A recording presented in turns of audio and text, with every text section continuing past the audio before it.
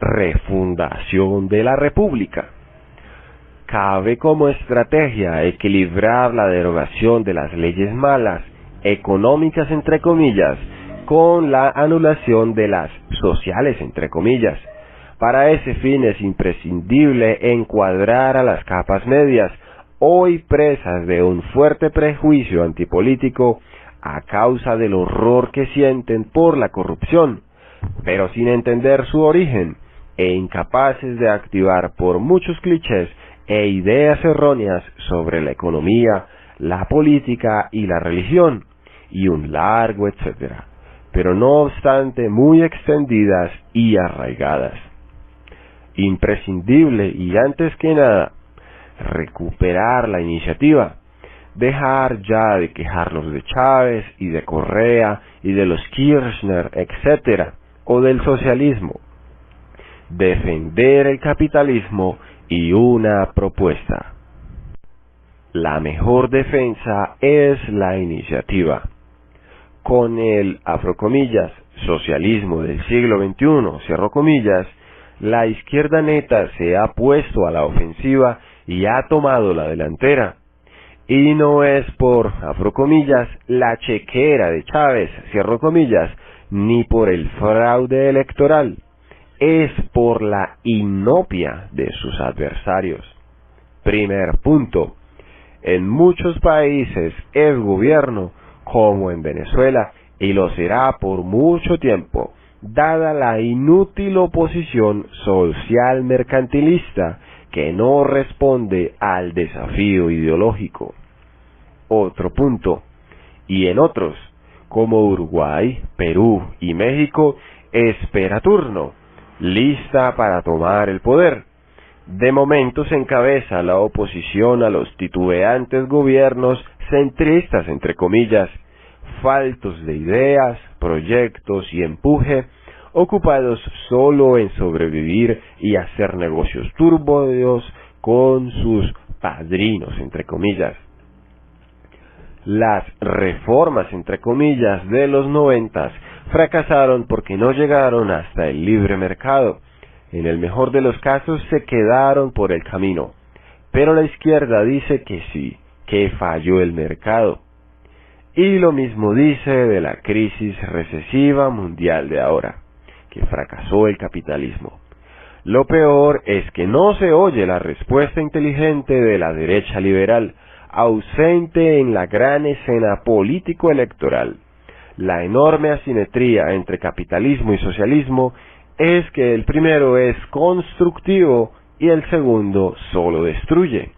No obstante, primer punto, el socialismo predica la construcción, entre comillas, de una utópica nueva sociedad y hasta de un, abro comillas, hombre nuevo, cierro comillas, y propone sus típicas medidas como, abro comillas, avances y progresos, cierro comillas.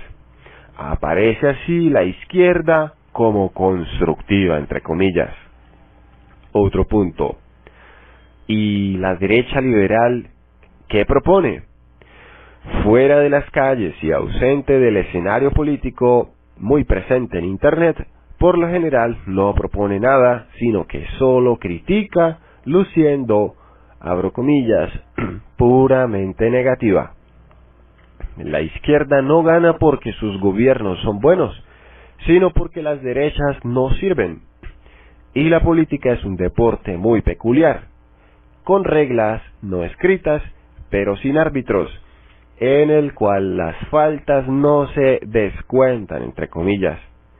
Un jugador puede cometer 1001 torpezas, errores y fallos graves o crueldades, empero no redundan en beneficio del adversario, excepto cuando éste los identifica correctamente y los explota y capitaliza eficazmente en su provecho.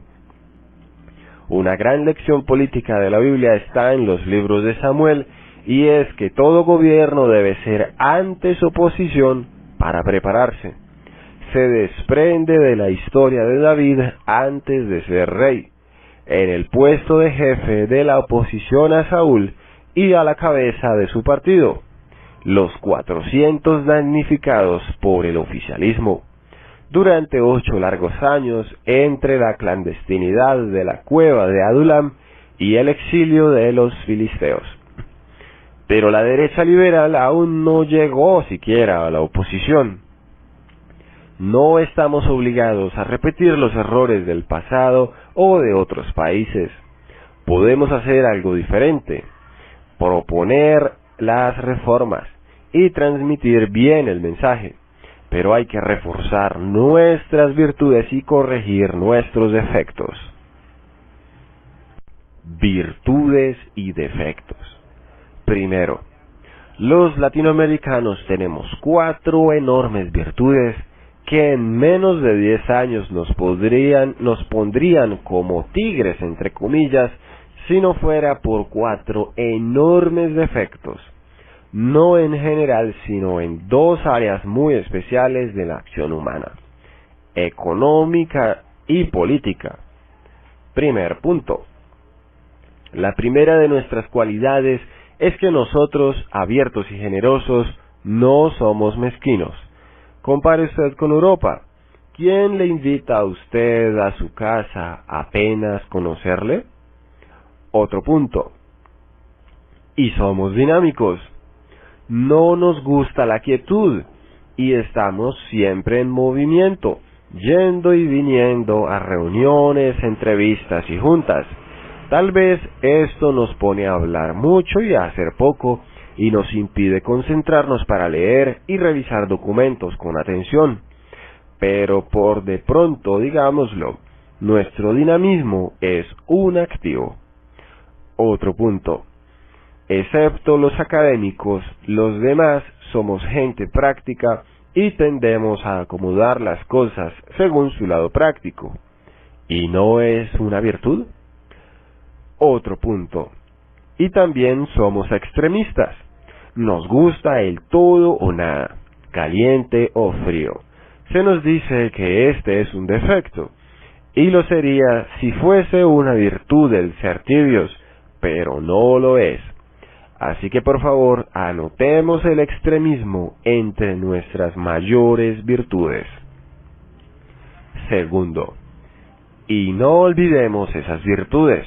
Pero ese recordatorio nos debería servir para admitir de frente y con entereza nuestros defectos. Así que los defectos. Ahora, primer punto. Somos inconstantes. Esto lo sabemos. No hay mucho que abundar. Somos rápidos para el entusiasmo y tardos para la acción y el seguimiento. Otro punto. Confiamos en las personas, pero desconfiamos de los proyectos, si lucen diferentes a los acostumbrados y convencionales. A todo lo no habitual y novedoso le buscamos peros entre comillas. ¿Por qué? La carencia de leyes y jueces confiables nos obliga a hacer negocios y empresas solo entre gente conocida y por consiguiente confiable, y a no aventurarnos en innovaciones. Esto restringe mucho las oportunidades de hacer actividades productivas y tejido económico y es una de las causas del subdesarrollo. Análogo es en la política, o sea, ignorancia generalizada y confusión en las ideas y principios. Nos lleva a hacer política solo entre familiares y amigos, y eso reduce la capacidad de hacer partidos y tejido político. Los principios no son tan importantes como el conocimiento mutuo de años y la lealtad personal. Así, en actividades y círculos políticos coparticipan gentes con principios opuestos e ideas antagónicas, lo cual genera discusiones interminables, demoras y parálisis. Y como no estamos acostumbrados a razonar y argumentar, evitamos los choques de ideas, pero no advertimos que los choques de ideas alumbran las verdades.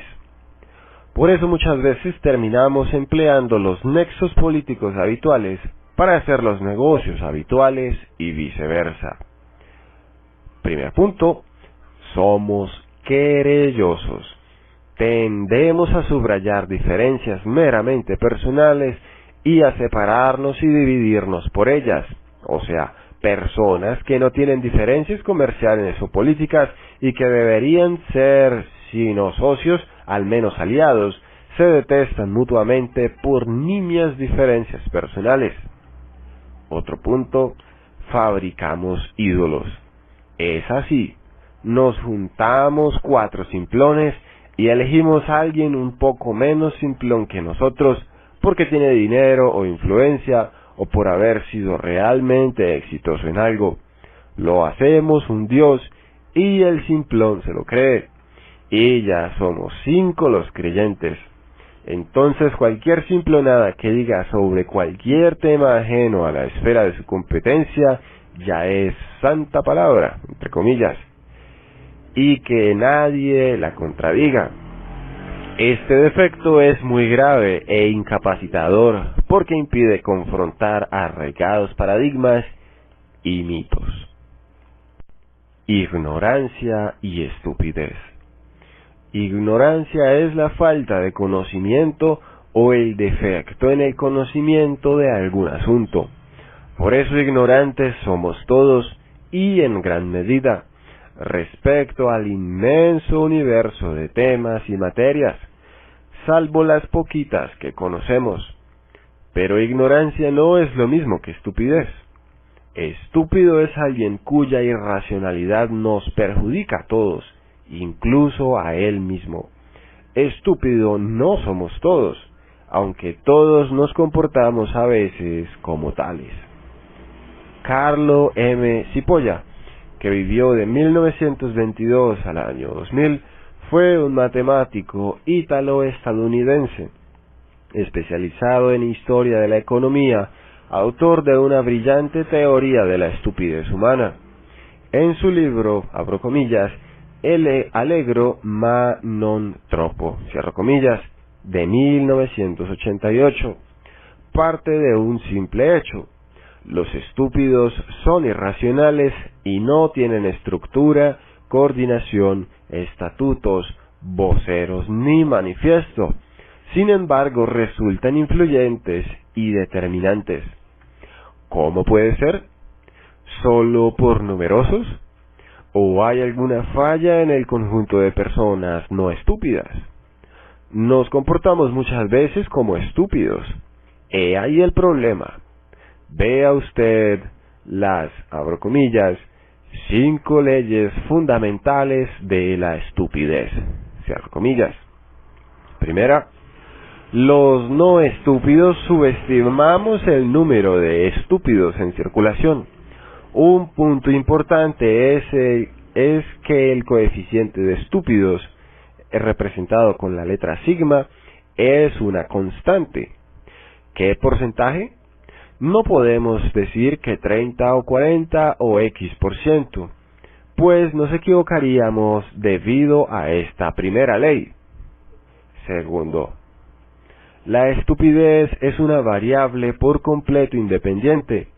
No es cosa de raza, sexo, edad, nivel socioeconómico, religión, ideología o lugar de procedencia, ni siquiera de educación.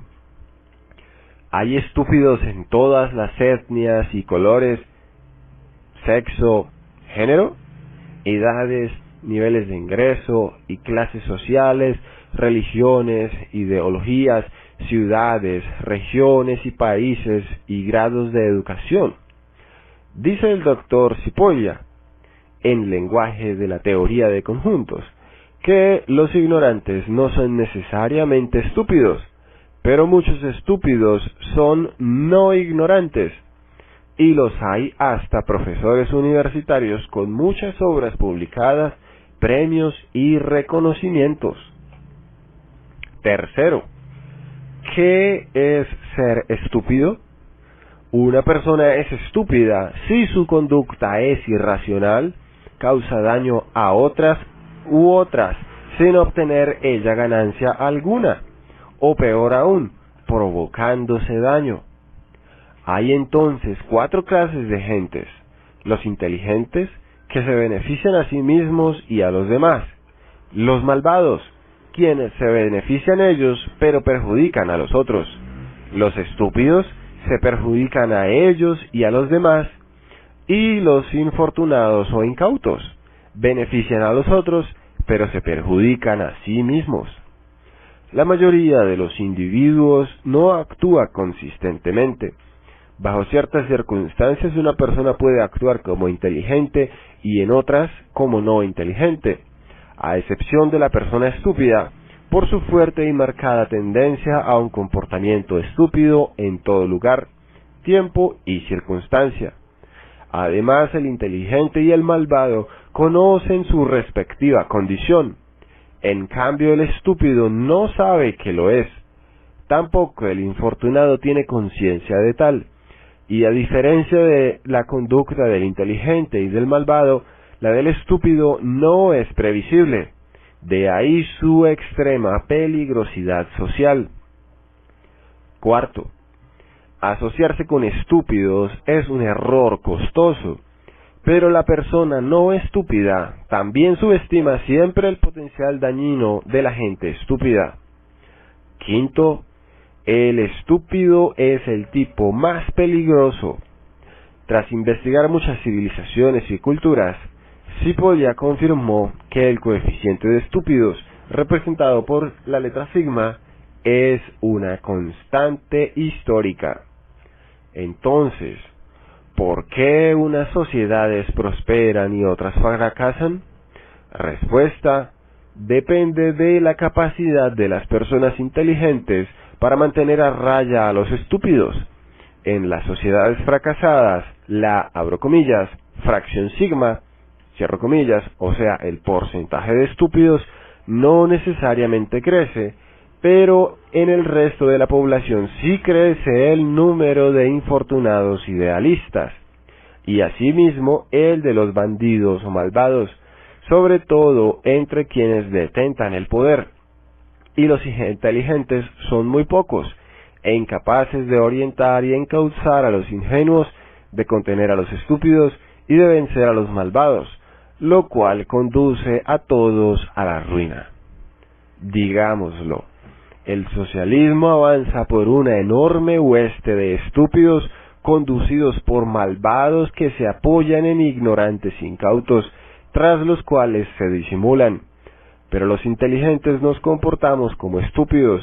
Por eso la oposición es incapaz de definirse claramente por el gobierno limitado y trazar un proyecto político en esa dirección, pasar el mensaje y organizarse con eficacia y de ganarse la comprensión y buena voluntad de la gente.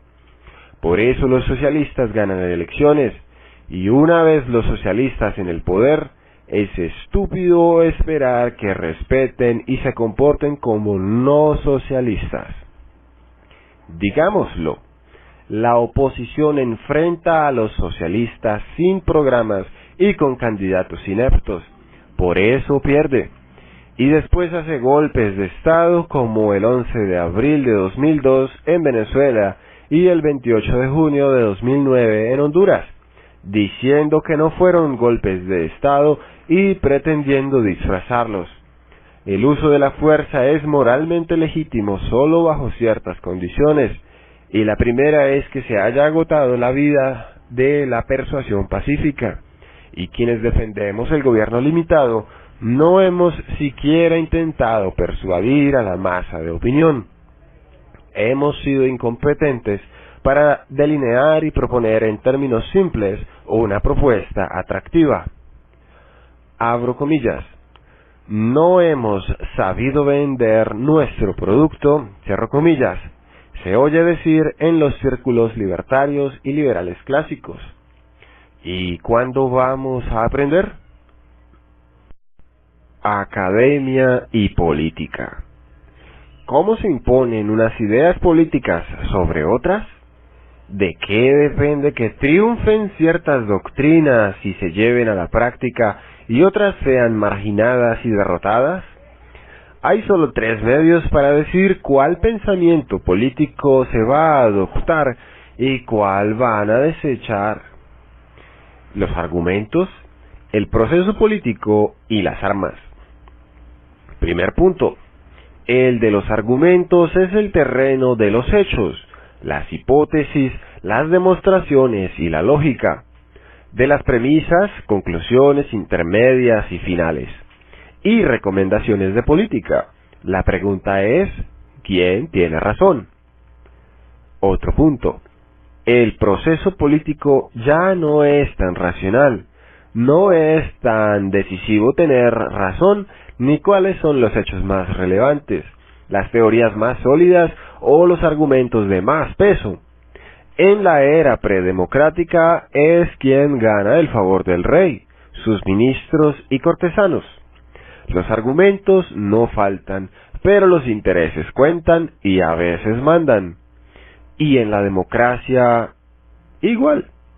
O peor, el soberano, entre comillas, ya no es el rey, una persona, sino el pueblo, que son millones de adultos inmaduros.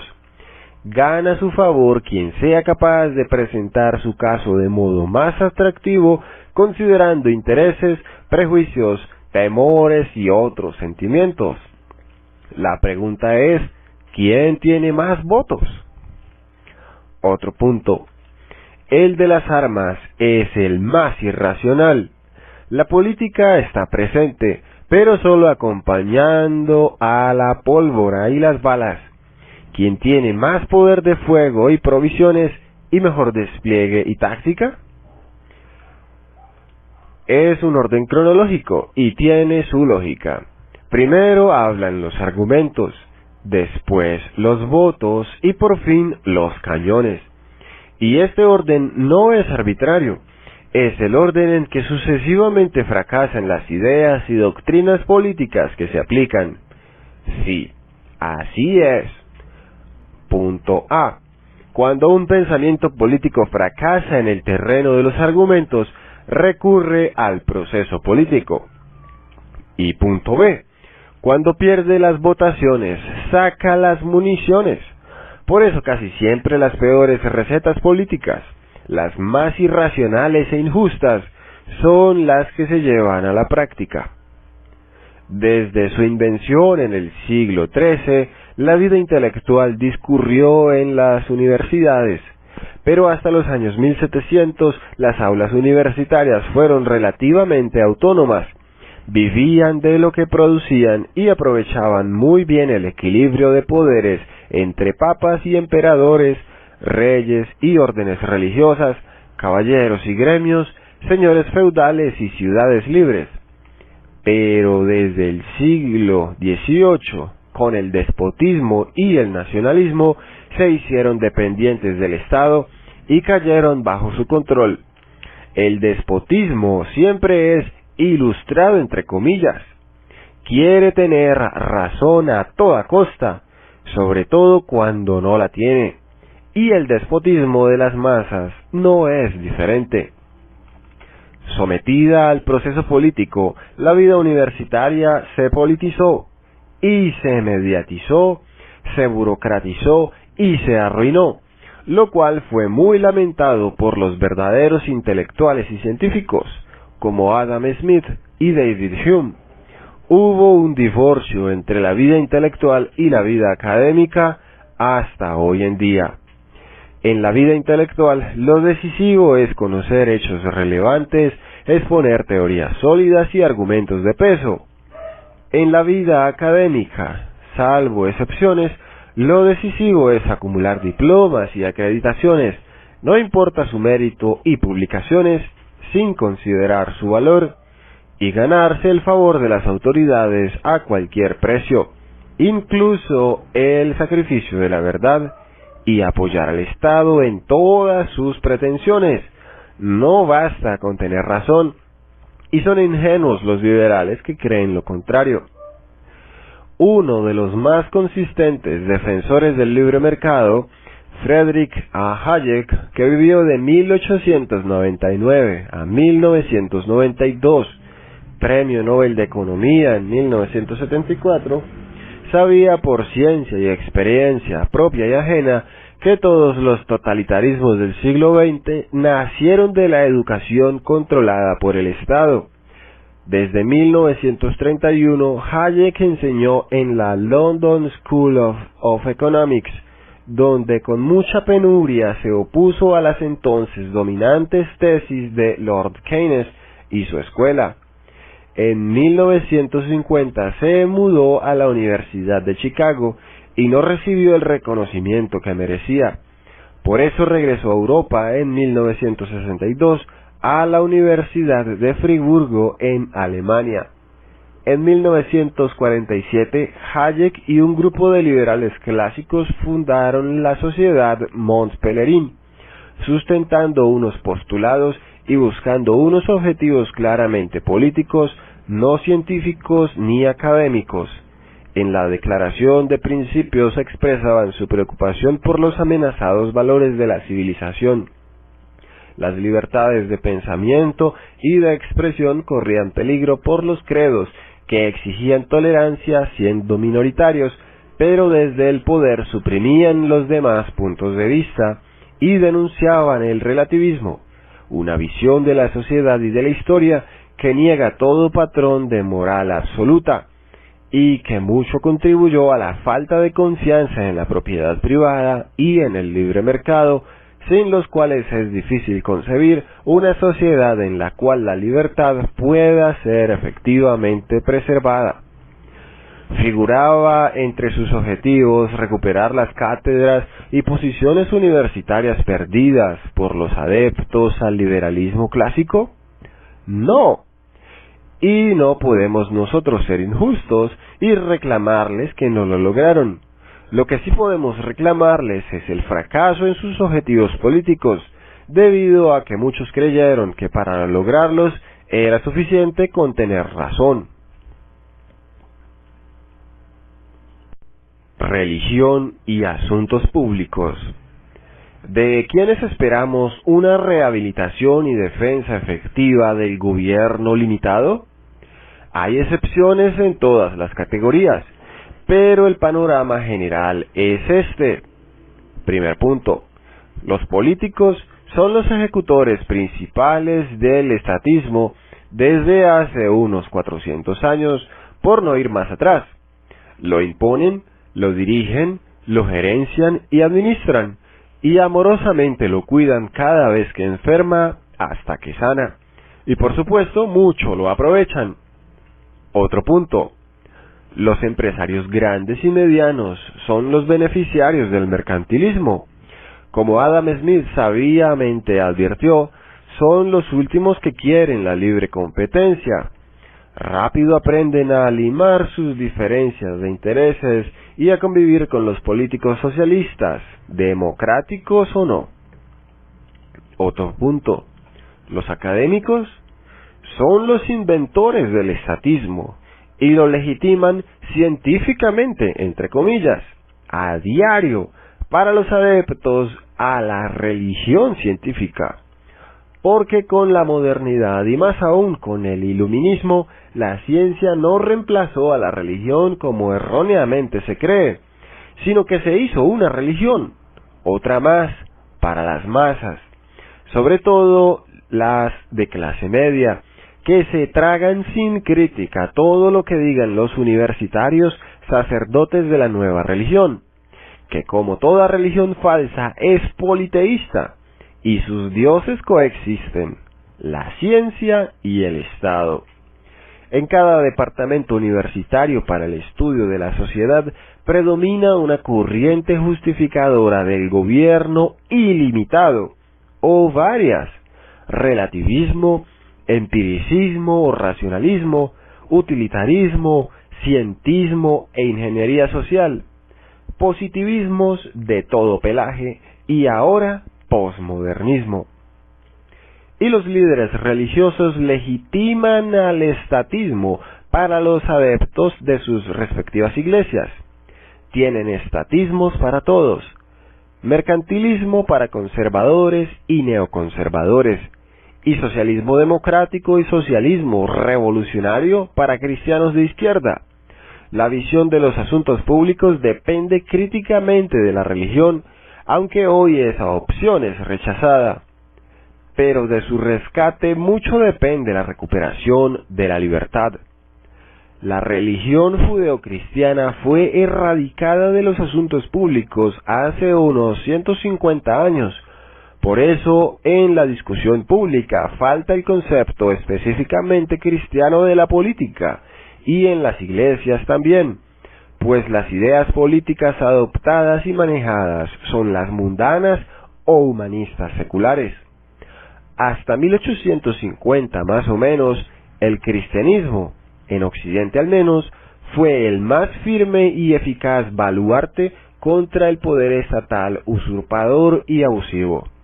La Declaración de Independencia de Estados Unidos en 1776 dice, abro comillas, sostenemos como evidentes estas verdades, que todos los hombres son creados iguales, que son dotados por su Creador de ciertos derechos inalienables, cierro comillas, significa que no pueden alienarse, entre comillas, enajenarse, cederse o abandonarse al gobierno. ¿Por qué? Porque son dones de Dios, y como individuos creados ante Dios somos por ellos responsables. ¿Qué mejor y más eficaz línea de defensa hay contra el estatismo? ¿Acaso el relativismo, el empiricismo o el racionalismo, el utilitarismo o cualquier otro ismo devenido del humanismo secular? Incluso el iusnaturalismo, el más respetable, ¿son baluarte más firmes? Para nada. Y el profesor Hayek, muy bueno en historia, sabía que la tradición judeocristiana es la base y fundamento más duro para todas las libertades económicas y no económicas. Por eso en 1947 propuso llamar, abro comillas, Acton Tocqueville, cierro comillas, a la que después no aceptaron designar con los nombres de los dos pensadores cristianos, y por eso se llamó Sociedad Mont Pelerin. Pero se prohíbe hablar de religión en los círculos políticos, y eso incluye a los grupos liberales y libertarios. Muchos de sus miembros y participantes creen a pie juntillas que la religión ha sido un obstáculo al progreso. Pero sin embargo la historia de Occidente muestra que la libertad ha progresado al paso que el cristianismo ponía freno a los despotismos, y que el estatismo ha avanzado al paso que la religión ha decaído o se ha pervertido. Afirman ellos que aceptar a Dios no es compatible con la razón, sin ver que la creencia en un universo que se dio existencia a sí mismo es racionalmente objetable y requiere una enorme dosis de fe. La defensa del liberalismo es imposible sin aludir a una base moral y ética, y hablar de moral y ética es imposible sin referencia a la religión. La separación del Estado de las iglesias es muy saludable para ambas instituciones, pero no significa quitar la religión de los asuntos públicos y relegarla a un asunto, abro comillas, meramente privado, cierro comillas, del que no cabe hablar en el Congreso ni en los partidos, sus reuniones y documentos. La primera enmienda de Estados Unidos dice, abro comillas, el Congreso no aprobará ninguna ley que promueva el establecimiento de religión alguna o que prohíba el libre ejercicio de la misma, cierro comillas. Esta norma garantiza la libertad de cultos, y lo que prohíbe es una iglesia oficial sostenida por el gobierno, con los impuestos de todos los contribuyentes. Dice que el Estado no debe ser religioso, lo que no implica que debe ser ateo o que puede controlar las expresiones religiosas, privadas o públicas de la gente. No manda una educación bajo el control del Estado y adscrita a la religión evolucionista. Tampoco prohíbe invocar a Dios o mencionarlo o citar la Biblia en la plaza pública, ni veda a los cristianos proponer el modelo bíblico de gobierno, o sea, limitado. expulsar la religión de la mesa de discusión de asuntos públicos fue un éxito para los enemigos de la libertad. Para sus amigos es de lamentar, y para los creyentes es vergonzoso que haya sido con el acuerdo de muchos dirigentes eclesiásticos a cambio de algunas prebendas o una frágil garantía para el culto privado. Dieron su silencio, su conformidad o su complicidad a la estatolatría, adoración al ídolo pagano más viejo de la humanidad y existente y exigente cobrador de los sacrificios humanos más crueles, el Estado.